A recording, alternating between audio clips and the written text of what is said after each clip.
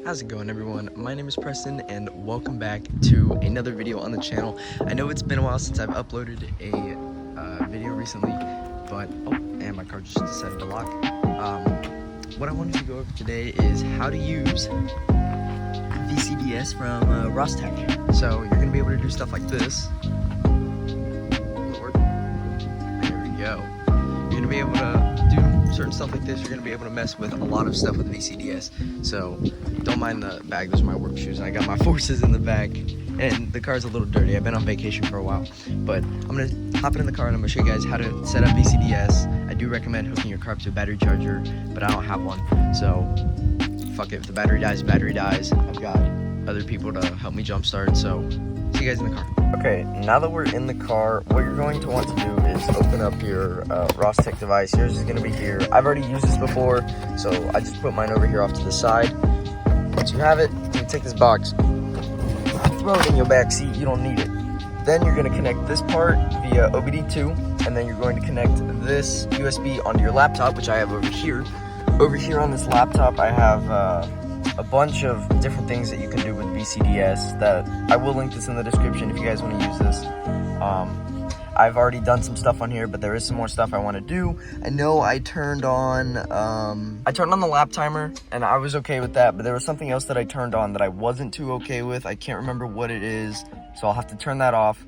So let me get everything set up, and then we'll be good to go. Okay, so now that I have the VCDS connected up through OBD2, what we need to do is turn on the car, but not like just ignition. Don't actually start the car. You can if you don't want your battery to die. Now, oh, excuse me.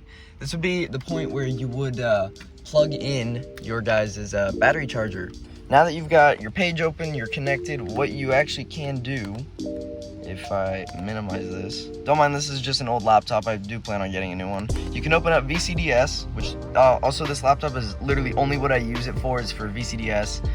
Once you have VCDS open, you can go into select control module, and then you'll have all these different things. And if we go back to Google or whatever search browser you're using with all of the different things you can do on VCDS, there's a list of what you can do. And then if you scroll further down, how to do it and how to get there. So I'm gonna read through these and actually figure out which one I wanted to do. Oh, adaptive brake lights. So this is one that I wanted to do. I'm pretty sure this is the emergency stop one. I'll have to keep looking. See, like, you've got stuff like a battery meter.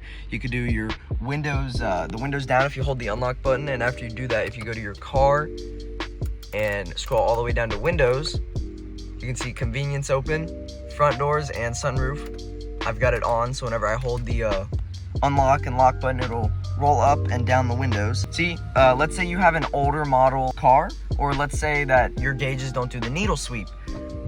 You can actually enable that, enable gauge test / needle sweep. To do that, you'd go through 09, which it will tell you, and then coding is 7, long coding helper, byte 4, bit 5, and then you'll change it to whatever it says.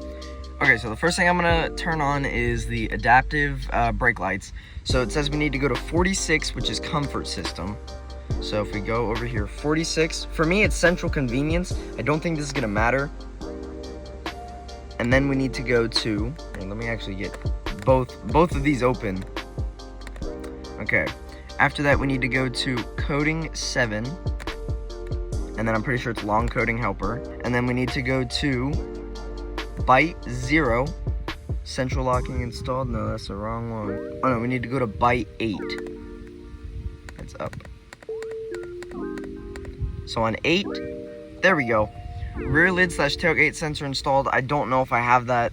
Emergency brake flashing via brake lights enabled. Emergency brake lights flashing via turn lights active. 1 is active. And emergency brake lights flashing via brake lights active. Okay, boom. So after, oh, there we go. Just like that, they're now turned on, and the car is registered that it's turned on. So if I was to step on my brake lights, as I'm stopping, they would flash and then they would hold, which is what you would find on the newer S4s and S5s with the LED models, or like mine, which have the incandescents. So let me find some other things to do, and I will see you guys in a bit. One more thing I forgot to mention, all I did was just close that little box that we just finished. This box, I closed it after I changed what I wanted to. You click do it. Yeah, if you see this, you're gonna click no. And then just like that, if it says coding accepted, you're good. If it doesn't, well, then you might have just fucked up. Also, something else I would recommend, create a backup of your current ECU flash so you don't mess anything up horribly. So let me show you guys how to enable the lap timer like I have. And to get to it, you would click your reset button. Boom, there's my lap timer. It resets every time you start the car. I'm pretty sure it's, yeah, if you click up on your side switch, it starts the timer. You click up again to split. And if you click down, or if you click down once you split, if you click up, it, you know, resumes. And if you click up, it creates your other lap. Click down to split, click down again to pause, hold the reset button, and it'll give you your results. And then click reset again. Nope, don't click reset. Hold reset one more time, and it resets your lap timer. So let me show you guys how to enable that. So right here it says enable lap timer 17, which is our instruments panel. So go into 17, and then we'll go into coding, long coding helper. After that, it says to go to byte 4. Okay, and then bit 3, check the box for lap timer active.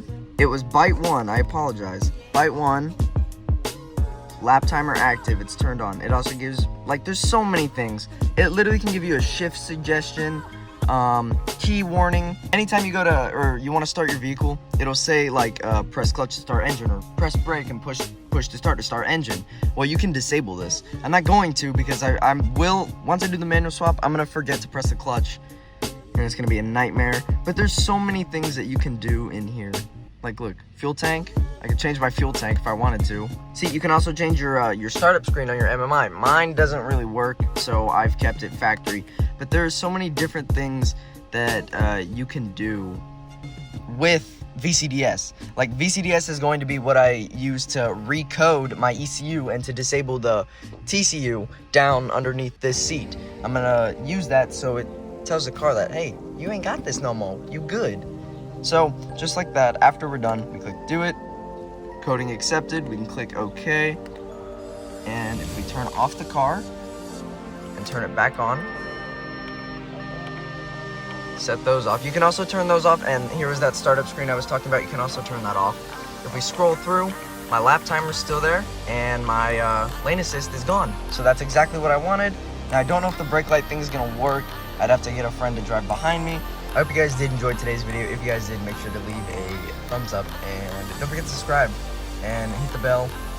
It'll notify you every time I upload, which is very rare, but once I get enough money to buy the flywheel, because the flywheel's a little expensive for the kit that I went with for my clutch. A little expensive, but once I get enough, I can start doing the manual swap, I can start pulling stuff, I can start prepping. I literally have everything needed. So thank you guys for watching. Hope you enjoyed, and I'll see you guys in the next video. Peace out.